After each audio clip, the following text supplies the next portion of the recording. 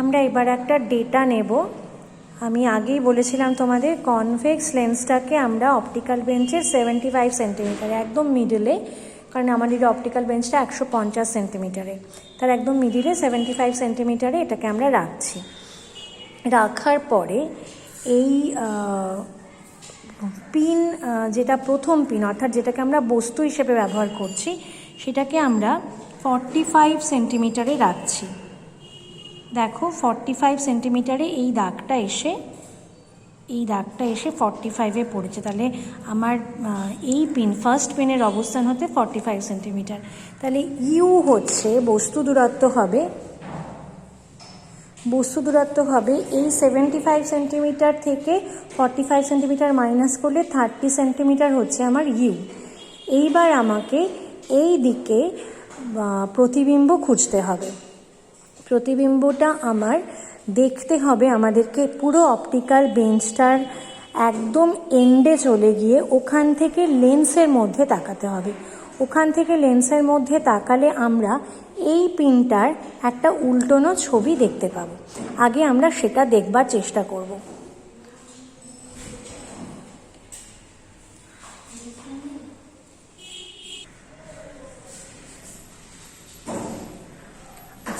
এই আমরা অপটিক্যাল বেঞ্চের একটা সাইডে চলে এসেছি। এখান থেকে আমাদের লেন্সের দিকে দেখতে হবে।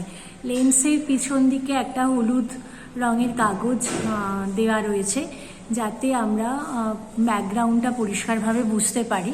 এবার দেখো এই যে লেন্স গোল দেখতে পাচ্ছ তোমরা, সেই লেন্সটার মধ্যে আমরা ওই পিনটার একটা উল্টোনো ছবি দেখতে পাবো। দেখো ছোট যে গোল হলুদ রঙের অংশ, তার মধ্যে পিনের মাথাটার উল্টোনো ছবি দেখা যাচ্ছে। আমি তোমাদেরকে বড় করে দেখাচ্ছি। একটা ছোট গোল, সেটা আমার লেন্সটা। ওই লেন্সটার মধ্যে পিনের মাথাটার নিচুর দিকে পয়েন্ট, ওপরের দিকে ক্রমশ জিনিসটা মোটা হয়েছে, সেই জিনিসটা দেখা যাচ্ছে। এটা আমার আরেকটা সেকেন্ড পিন। এবার এই পিনটাকে আমার এরকমভাবে সরিয়ে ওই যে লেন্সের মধ্যে যে পিনটা দেখা যাচ্ছে তার মাথার সাথে মিলিয়ে বসাতে হবে।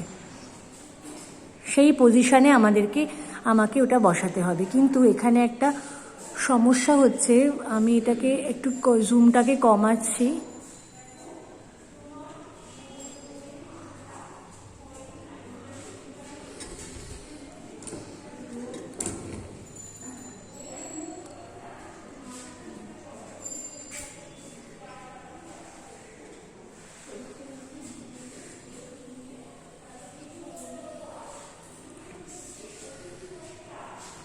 এইখানে দেখো, এবার আমাদের এই গোলটার মধ্যে দুটো পিনকে দেখতে পাচ্ছি আমরা, কিন্তু দুটো পিনের পজিশন ঠিক নেই।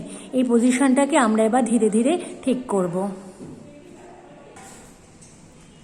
আচ্ছা, এবার দেখো ওই যে গোলটা, তার মধ্যে কিন্তু এবার দুটো পিনের মাথাকে একসাথে আমরা দেখতে পাচ্ছি।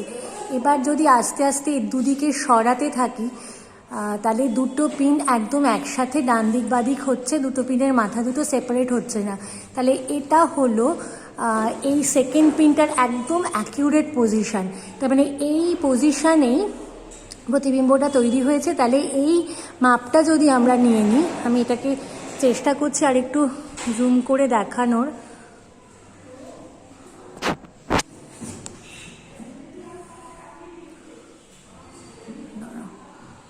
জুম করে একটু অসুবিধাই হচ্ছে।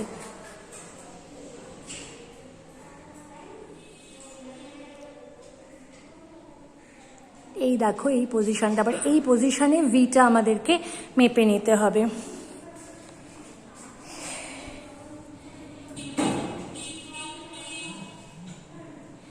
এইখান থেকে আমরা এটা মাপবো। এটা 125 সেন্টিমিটার, এটা তার মানে আমার 124। তাহলে 124 সেন্টিমিটারেরও এটা ডান দিকে রয়েছে। তাহলে এটা মোটামুটি হবে, এটা 123, তাহলে 123.8। তাহলে এটা পেলাম আমরা সেকেন্ড পিনের পজিশন। এইবার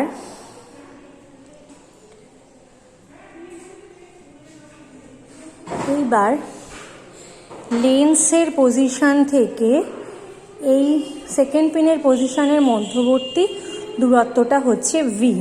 তাহলে এভাবে আমরা ভি পাচ্ছি।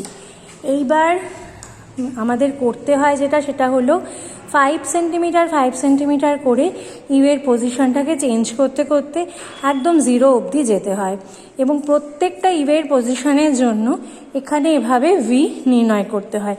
এরকমভাবে আমরা অনেকগুলো ইউয়ের সাথে অনেকগুলো ভি পাবো।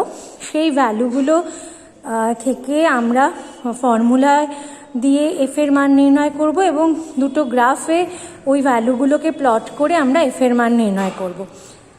আর এখানে আরও একটা বিষয় আছে, সেটা হচ্ছে যে আমি যেটা তোমাদের প্রথমে বলেছিলাম যে আমরা এই যে ফার্স্ট পিনের একদম পয়েন্টেড যে অংশটা, সেই পয়েন্টটাকে ধরছি ফার্স্ট পিনের পজিশন হিসেবে, এবং আমরা ধরে নিয়েছি যে এই পয়েন্ট এবং এই দাগ এ দুটো একদম অ্যালাইন্ড আছে।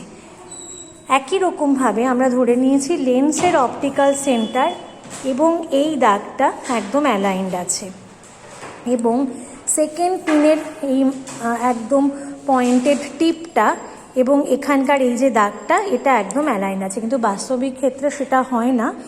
তো সেটা হয় না বলে একটা ত্রুটি আমাদের এখানে চলে আসে। তো সেই ত্রুটিটাকে আমাদের দূর করতে হবে। তার জন্য আমরা একটা কারেকশন করি। সেই কারেকশনটা আমরা সূচকীয় ত্রুটি বলে থাকি। সেই কারেকশনটা কিভাবে করতে হয় সেটা আমি এখন তোমাদেরকে দেখাচ্ছি। আচ্ছা, আমরা প্রথমে ধরে নিয়েছি যে এই যে ফার্স্ট পিন তার যে পয়েন্টেড টিপটা আর এই যে দাগটা ভালো করে দেখাচ্ছি তোমাদের, এই যে দাগটা এরা একদম অ্যালাইন্ড আছে, এবং এই লেন্সের অপটিক্যাল সেন্টার এবং এই দাগটা অ্যালাইন্ড আছে। এই দাগের সাহায্যে আমরা স্কেল থেকে মাপছি। সেকেন্ড পিনের টিপের সাথেও এই দাগটা অ্যালাইন্ড আছে, কিন্তু বাস্তবিক ক্ষেত্রে এই অ্যালাইনমেন্টগুলো এতটা অ্যাকুরেট হয় না। তো তার জন্য ইউ মেজারমেন্ট এবং ভি মেজারমেন্টে একটা এরার আসে, যে এরারটা আমাদেরকে কারেক্ট করতে হবে। তো সেই এরারটা কারেকশন করার জন্য আমরা একটা পদ্ধতি গ্রহণ করে থাকি। সেই পদ্ধতিটা হচ্ছে এরকম একটা পেন নেওয়া হলো, পেন বা পেন্সিল।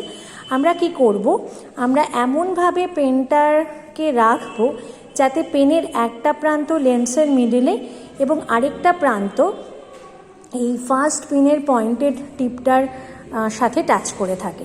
সেই অবস্থাতে এই লেন্স এবং এই ফার্স্ট পিনের মধ্যবর্তী দূরত্ব এই পেনের দৈর্ঘ্যের সমান হওয়া উচিত। তাহলে এখানে যে মাপ পাচ্ছি আর এখানে যে মাপ পাচ্ছি সেই মাপ থেকে পেনের দৈর্ঘ্য পাওয়ার কথা। তো আমরা সেখান থেকে পেনের দৈর্ঘ্য মেজারমেন্ট করব, কারণ এই দুটোর মাঝখানে পেনটা ছিল। তাহলে এই দাগ আর এই দাগের মধ্যবর্তী যে অংশটা, দৈর্ঘ্যটা, সেটাই পেনের দৈর্ঘ্য হওয়া উচিত। তো আমরা প্রথমে সেটা মাপবো, তারপরে আমরা স্কেলের সাহায্যে এই পেনটার অরিজিনাল দৈর্ঘ্যটা স্কেলের থেকে মাপবো। যদি দুটো মাপ আমার এক্স্যাক্টলি সেম হয় তাহলে বলতে হবে যে কোনো ত্রুটি নেই, কিন্তু বেশিরভাগ ক্ষেত্রেই অপটিক্যাল বেঞ্চগুলোতে দুটো মাপ এক্স্যাক্টলি সেম হয় না।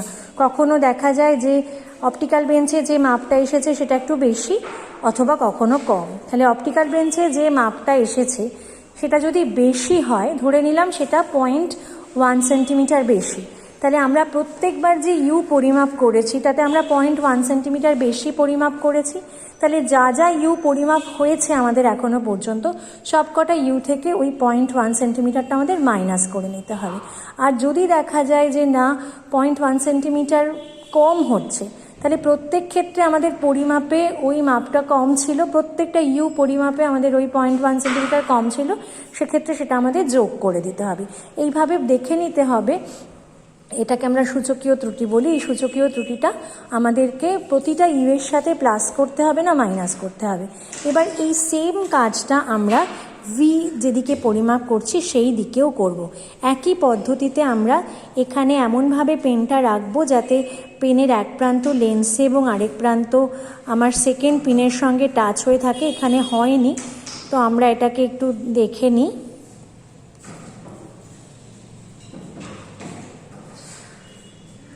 এবার হয়েছে। পেনের অরিজিনাল দৈর্ঘ্য আমাদের মাপা আছে। এবার এই দাগ এবং এই দাগের মধ্যবর্তী দৈর্ঘ্য মেপে দেখব যে এই মাপটা সমান হচ্ছে কিনা। যদি কম বা বেশি হয় তাহলে ওই একই পদ্ধতিতে প্রতিটা ভি থেকে আমার ওই সূচকীয় ত্রুটিকে হয় যোগ করতে হবে নয় বিয়োগ করতে হবে। এভাবে আমরা কারেক্টেড ইউ এর ভ্যালু পাবো অনেকগুলো এবং কারেক্টেড ভি এর ভ্যালু পাবো অনেকগুলো। সেই কারেক্টেড ইউ এবং ভি ভ্যালুগুলোকে নিয়ে আমাদের পরবর্তী কাজটা করতে হবে। এবার আমরা ডেটা রেকর্ডিংটা একটু ভালো করে দেখব, ভালো করে বোঝার চেষ্টা করব। দেখো এখানে এই যে খাতায় যে স্টুডেন্ট এই কাজটা করেছিল তার ক্ষেত্রে বস্তু দূরত্ব পরিমাপে সূচকীয় ত্রুটি ছিল +0.7 সেন্টিমিটার, আর প্রতিবিম্ব দূরত্ব পরিমাপে সূচকীয় ত্রুটি ছিল -0.1 সেন্টিমিটার। তাহলে এই দুটো মাপ অনুযায়ী কিন্তু প্রতিটা ইউ এবং ভিকে আমাদের ঠিক করে নিতে হবে। এবার আমরা মূল সারণী বা মূল টেবিলে চলে আসছি। এটা হলো আমার লেন্সের অবস্থান, যেটা প্রত্যেক ক্ষেত্রে 75 সেন্টিমিটারে রয়েছে। আর এটা বস্তুর যে পিন, বস্তুর জন্য যে পিন আমরা ব্যবহার করেছি বস্তু হিসেবে ফার্স্ট পিন, তার পজিশন অপটিক্যাল বেঞ্চে।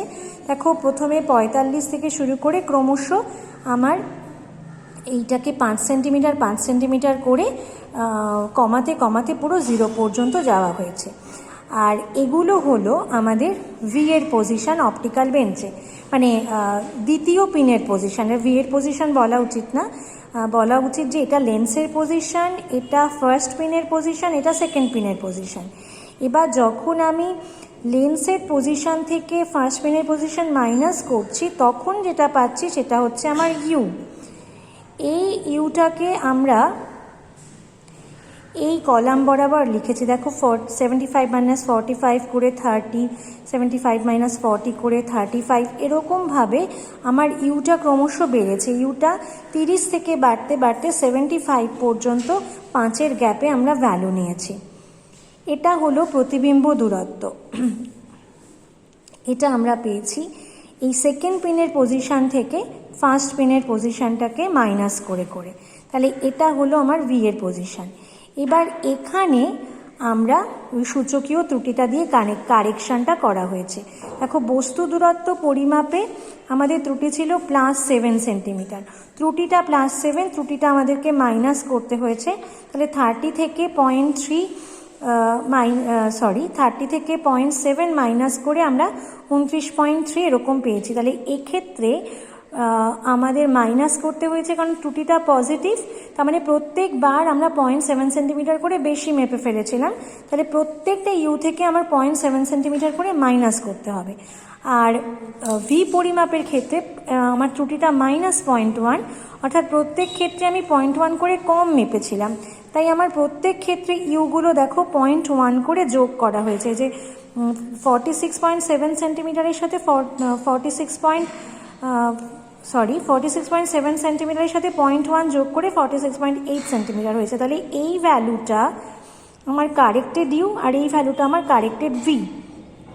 এখান থেকে এবার গ্রাফের সুবিধার জন্য আমরা 1/u এর ভ্যালু বার করে নিয়েছি এবং 1/v এর ভ্যালু বার করে নিয়েছি, সেটা গ্রাফের জন্য দরকার পড়ে।